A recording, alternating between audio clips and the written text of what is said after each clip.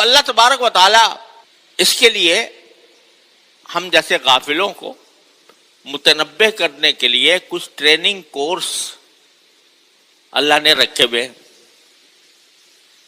رمضان آتا ہے مثلا تو وہ اس تربیت یہ دی جاتی ہے کہ اپنے نفس کو کچلو، خواہشات کو کے خلاف کام کرو، بھوک لگ رہی ہے مت کھاؤ، پیاس لگ رہی ہے مت پیو وغیرہ. تو ایک ٹریننگ کورس اللہ نے رمضان میں رکھ دیا.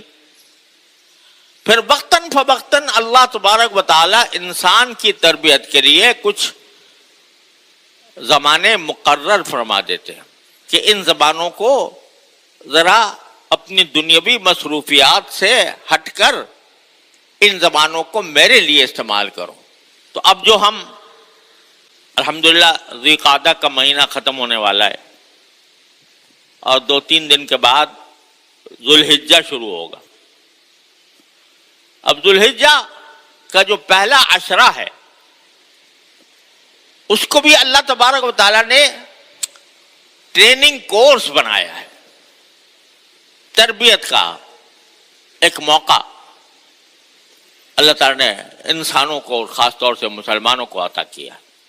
10ویں تاریخ کو تو عید منائی جائے گی، قربانی کی عبادت ہوگی وغیرہ وغیرہ، لیکن یہ پہلے 10 دن جو ہیں ان کو اللہ تعالیٰ نے اس کام کے لیے مخصوص کر لیا کہ رسول کریم صلی اللہ علیہ وسلم نے ارشاد فرمایا کہ ان 10 دنوں میں اللہ تعالیٰ کو اپنی عبادت اتنی محبوب ہے کہ کسی اور دن میں اتنی عبادت محبوب نہیں. یہ حدیث کے الفاظ ہیں کہ عشرہ ذوالحجہ یعنی ذوالحجہ کے 10 دن، اور 10 دن معنی میں 9 دن کے، کیونکہ 10واں دن جو ہے وہ تو اس میں تو روزہ رکھنا بھی حرام ہے، لیکن یہ 9 دن خاص طور پر اللہ تبارک و تعالیٰ نے رکھے ہیں اس کام کے لیے کہ انسان اپنی دنیاوی مصروفیات سے تھوڑا سا اپنا رخ اللہ کی طرف کر لے. چنانچہ اس میں جو عبادت بھی کی جائے ان دنوں میں وہ عام دنوں سے کہیں زیادہ فضیلت رکھتی. مثلا روزہ کسی دن بھی آپ رکھ سکتے ہیں اور اس روزے کا ثواب بتایا گیا ہے کہ روزہ الصوم لی وانا اجزی بہ، روزہ میرے لیے ہے اور میں ہی اس کی جزا دوں گا، اس کا ثواب دوں گا. کوئی اس کی حد و نہایت بھی بیان نہیں فرمائی کتنا ثواب دوں گا. عام دنوں میں بھی روزہ رکھنا بڑا ثواب ہے، لیکن ان دنوں میں یہ 9 دن جو آ رہے ہیں یکم ذوالحجہ سے 9 ذوالحجہ تک، ان دنوں میں روزے رکھنے کی خاص فضیلت ہے اور اس کا اجر و ثواب عام دنوں میں روزہ رکھنے سے زیادہ ہے. روزہ بھی اور کوئی بھی عبادت،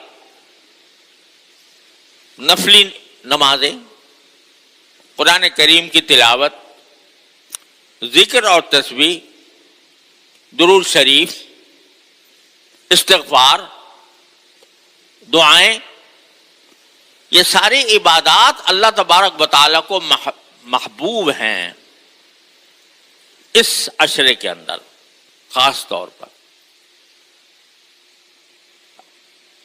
اور جس وقت جس عبادت کی توفیق ہو جائے اس کو غنیمت سمجھنا چاہیے. یہ کیوں؟ جیسا میں نے عرض کیا کہ ہم جیسے عام دنوں میں اپنے دنیاوی مشاغل میں مصروف رہتے ہیں تو بعض اوقات اللہ تبارک و تعالیٰ کے ذکر سے غفلت ہونے لگتی. تو یہ دن آ رہے ہیں ان میں زیادہ سے زیادہ اللہ تعالیٰ کی طرف رجوع کا اہتمام کیا جائے. اور اس میں 2 باتوں کی میں خاص طور پر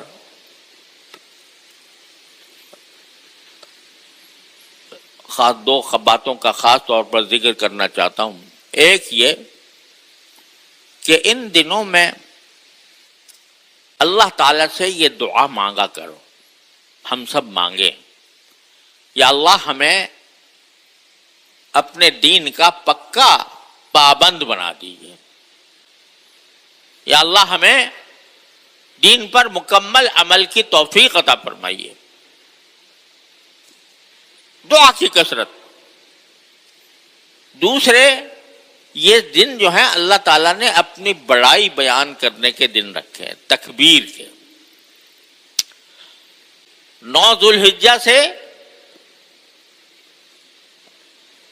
13 ذوالحجہ تک تکبیر تشریق ہوتی ہے، وہ ہر نماز کے بعد واجب ہے، وہ تو واجب ہے، اللہ اکبر لا الہ الا اللہ واللہ اکبر وللہ الحمد، وہ تو واجب ہے۔